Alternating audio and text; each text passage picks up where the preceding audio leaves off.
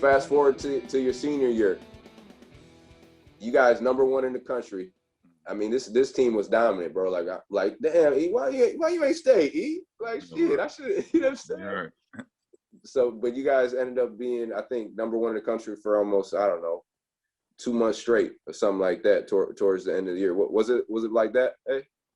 I don't remember how long we were, but I know we was definitely #1. #1 seed in the tournament for sure. Yeah. Just crazy combination. I mean, with Wes coming in, who knew Wes Johnson was that good? You know, I never even heard of him before he came to Syracuse. You know, who knew he was that good? And he just gave us another spark. And then we had Scoop and Chris coming off the bench, and they didn't put their time in, so they really starters, but they coming off the bench.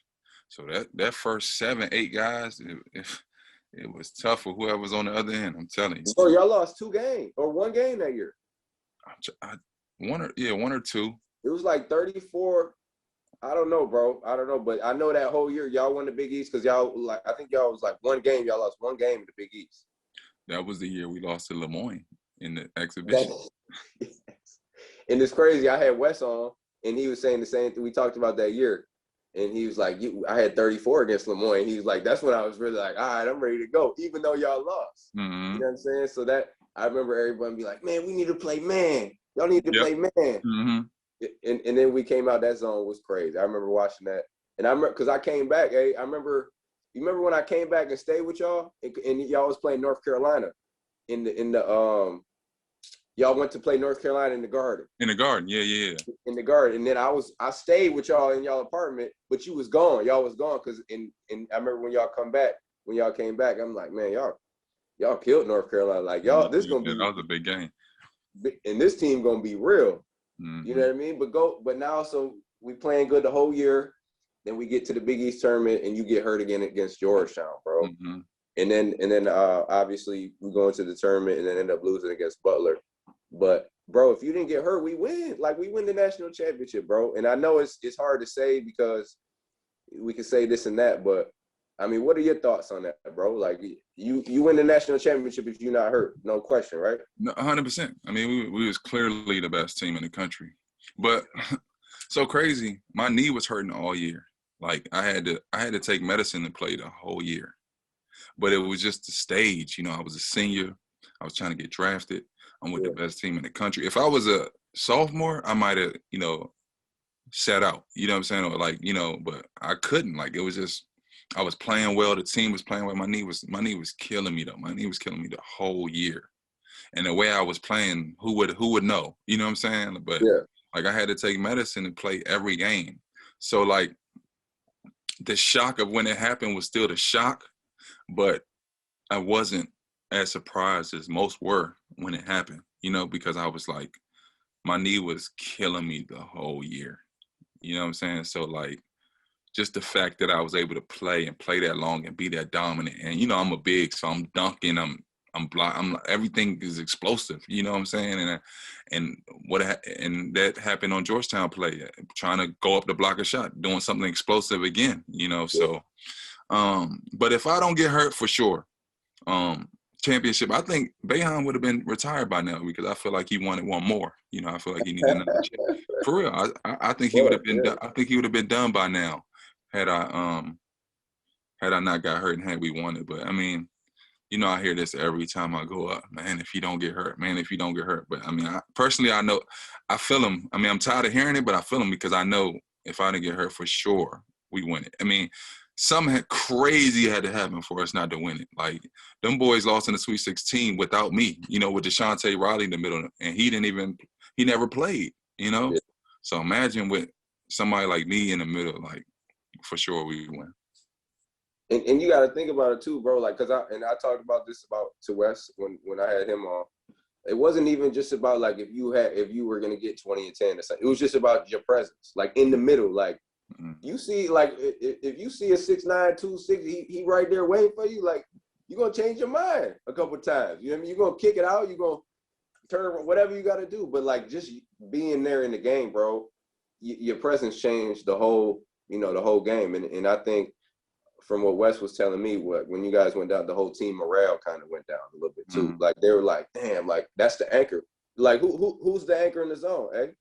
Like Yeah, the the center big, for sure. the big, like you was doing all the talking, you was letting everybody know what's going on, and then like you was a leader. You know what I'm saying? Like you a senior, you a leader. Like guys look up to you. You know, you had a lot of experience, so that was no question we win it, bro. No question. No question. You know what I'm saying? No question. So tell me about playing for Coach Boeheim. You know, just what was it like playing for Coach Boeheim? And then we had some funny stories together with with Coach B. Give me the ones that really sticks out in your mind though. I think the thing that people don't know most about Boeheim, I mean, they might know, but Boeheim is he's 100% about winning. Like that's what he plays for. That's what he lives for. Like, you know how like most coaches want guys to wear the same pairs of shoes and care about your hair, and he cared about none of that. You know, we was always the team with everybody had a different pair of shoes on. You know what I'm saying? He didn't care. Hairstyles all over the place. You know what I'm saying? I remember when I got the mohawk, coach came up to me like, hey, yo, what's that called? I'm like, coach, it's the mohawk. He's like, oh, okay. You know what I'm saying? Like he didn't care about that. He cared about winning. You ready to play? Huh? You ready to play? Yeah, that's all he cared about. So obviously, I don't know if you paid attention to how coach treated me, but mine was I was a guy that went too early in the game. You know, most of the games we're going to get a ball to AO early in the game, right? So I'm supposed to set the tempo. So on the games where I didn't like score early or he didn't feel like I was giving what I was supposed to give, he usually pulled me. The timeout is every 4 minutes. So right after that 4 minutes, I probably come out the game. And if I'm not playing well early, and he get to, cursing me out, telling me da. But as you're a junior, senior, you know how it is. You're going back. You already know this is just let him say what he got to say. Let him get off his chest. So the one thing about it is, if the score gets anywhere looking like it's hey yo, go, hurry up. Like it's like, you know what I'm saying? He could curse you out 30 seconds later. Hurry up, like get in there. Like he knows his guys. He knows who's gonna do what. He just, he has a way of dealing with each and every person just a little bit different. He knows the guys he can yell at. He knows the guys he just got to be real calm with. He knows the guys that's not going to take no flack. He knows all the above. That's the best thing about coach. Like coach just knows how to deal with different players in different ways. Man, 100%, bro. And if you see nowadays, like coach get on them, like he don't know how to deal with these kids sometimes, because I can see it, because like he not used to a dude like shelling up and like almost like moping type shit. You know what I mean? Like he yelling at you and then you like take it personal type shit. So like he yelled at us. Like for me, he yelled at me. I'm like, man, fuck you, coach. In my head, you know what I'm saying? Like, in my head, I'm like, I'm about to go over and shoot this thing real quick and just get you a bucket, like, because I know that's what you want. You know what I'm saying? Uh-huh. For sure, bro. That's so crazy, because they used to say that when we was there. We was like, all the Bernie and all them that was there with him for the however many 20, 30 years. They be like, man, coach getting soft. Like coach used to be, raising hell in here. You know what I'm saying? So I can only imagine how it is now. I know he didn't calm down all the way, but I know he used to be, when he was younger, I already know he used to be all over the place. Yeah, I mean, the kids different now too, man. It's ultra sensitive out here. Yeah. I mean, so they you yell at them, they taking it a whole different way.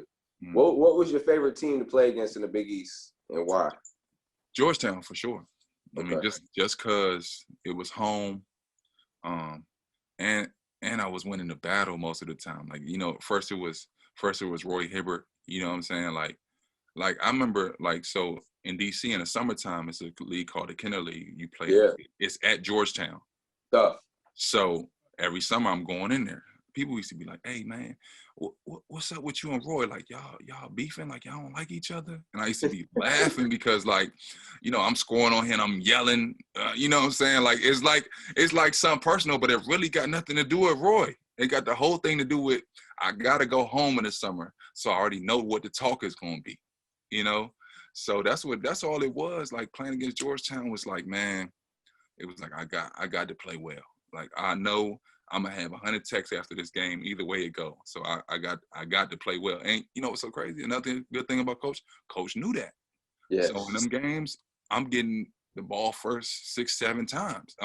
We going there, you know what I'm saying? Because he just know like what type of energy I'm coming with for that game. You know what I'm saying? So like it was just great to play them, and then like going home, having tickets for however many people, and knowing that they be able to see my family. Hey, JT, I Family, need 4. JT, huh? I need 4. I need 4, dog. Yeah, JT. yeah. Who got 4 extra? Yeah, I need yours. I need yours. Yeah, you already know.